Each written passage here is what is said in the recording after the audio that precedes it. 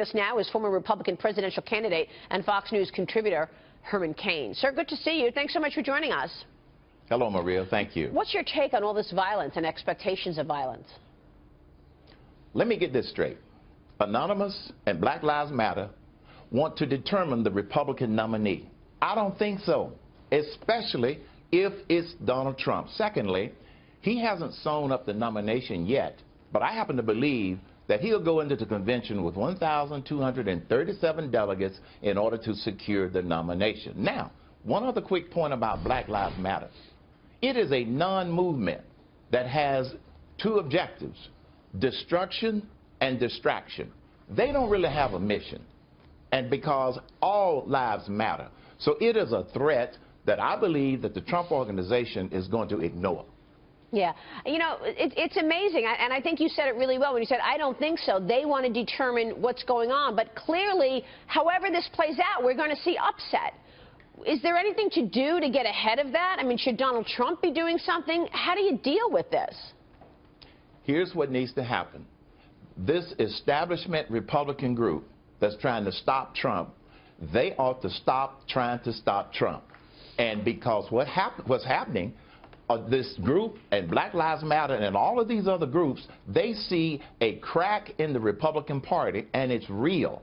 If the Republican Party comes together and just simply say, whoever gets the most number of delegates win, and we will support the nominee, I believe that that will make the threat of riots and violence by these other groups minimal, rather than being something that's a big story. Yeah. That's a big story in mainstream media. That's such a good, important point, Dagan. I don't know if you agree with that, but if the Republican Party got together and got behind Donald Trump, maybe that would put a lid on some of this, is what Herman is saying. Right, and people who are anti-Trump, listen, these people have gone out and voted. I know that he doesn't have a majority of the delegates yet, but they're fighting people who are for him, and they're getting in bed indirectly with the likes of George Soros.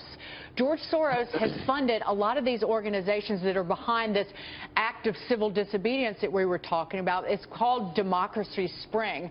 The AFL-CIO has signed off on it. Hey, guess what? A lot of union members don't like what you have been doing for them and representing them.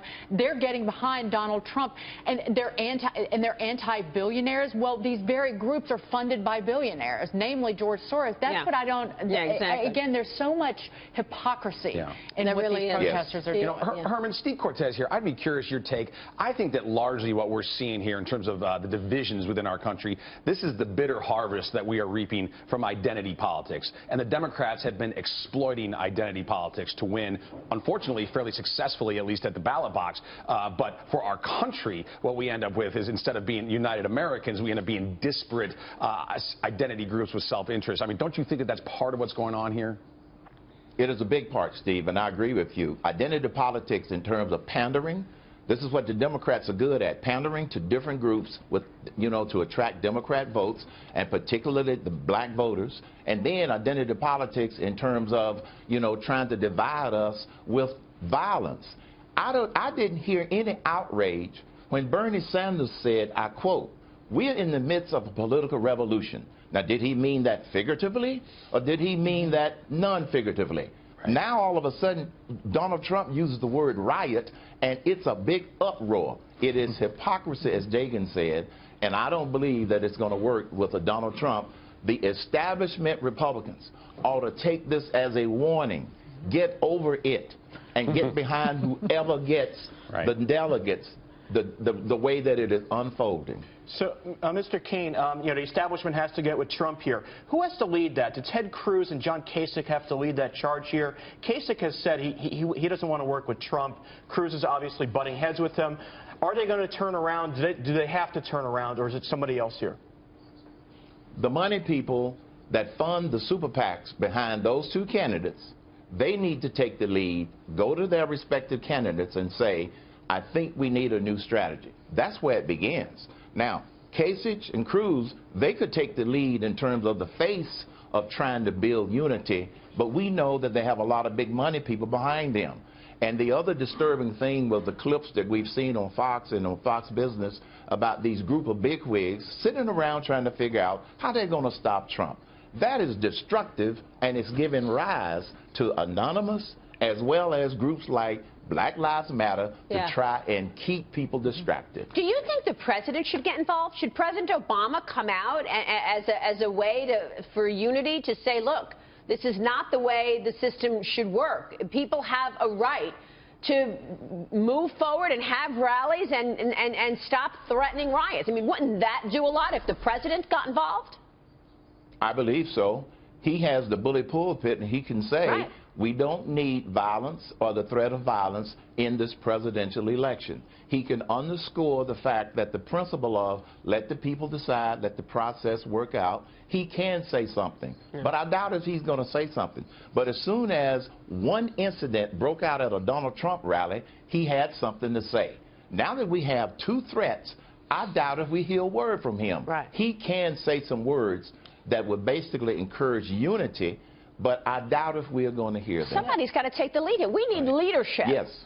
And Yes. but that goes to Donald Trump's whole platform of is he a leader, and does he look like a leader? But somebody Yes. needs to step in and say, no, you're not going to just decide to go have riots because you don't like Yes. the front runner. But Maria, the president would never ever. Yeah, he won't never do that. ever do that. Go ahead, Herman. He will never ever do that. Let me just weigh in on this leader thing, because that's exactly what's happening. Donald Trump is viewed by his supporters as being a leader, a fighter, and a winner. That's what they see. They are ignoring all of the political noise of all of these groups and people that are trying to bring him down. And now that these other threats are coming out, that's going to embolden his supporters even more. And Trump isn't going to encourage violence. He even said he doesn't mean physical riots. But one of the mainstream media stations that you all reported on earlier, they have already painted a picture in the context of that one word, riot, and those two incidents at two Trump rallies. And we know that that's going to be their narrative.